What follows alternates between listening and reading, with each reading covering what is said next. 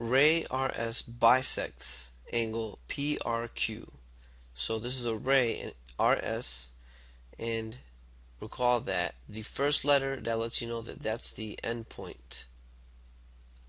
So ray with endpoint R that passes through S is bisecting angle PRQ.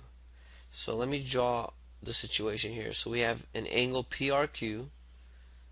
I don't know what it looks like, so I'm just drawing a sketch. So PRQ.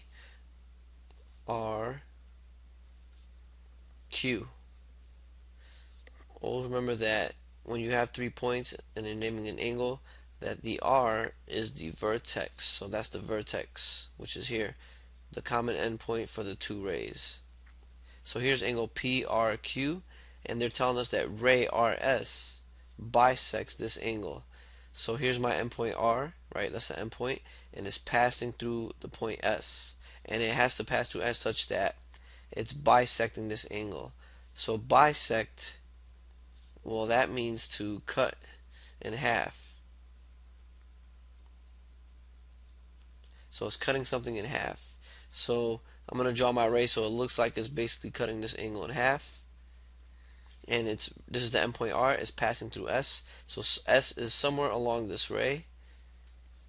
And they told us it bisects this angle PRQ. So to label my picture that way, I put the arcs and I put the two tick marks to show that these are the same. They're congruent to each other. And what we're going to do is, since we already have our drawing set up, we can write an equation to represent this relationship that we have now. So if an angle is bisected, we can see here that the angles will be congruent. PRS, that angle, and angle SRQ, they're going to be congruent to each other. And if two angles are congruent, we know that they will have the same measures. So again, since ray RS bisects angle PRQ, I can say that angle PRS, this angle here, well, that's congruent to angle SRQ. So SRQ. So these two angles are congruent. And if two angles are congruent, we can also say next that the measures of the angles are going to be the same. So a measure of angle PRS is going to be equal to the measure of angle SRQ.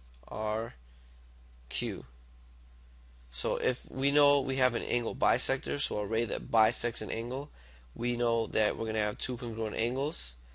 And if the angles are congruent, we'll also know that the measures will be the same for those two angles. In other words, if I look here, it looks like this angle is about 30 degrees. So I know if this is 30, then I know this would have to also be 30 degrees as well, because they're congruent, so they have to have the same measures.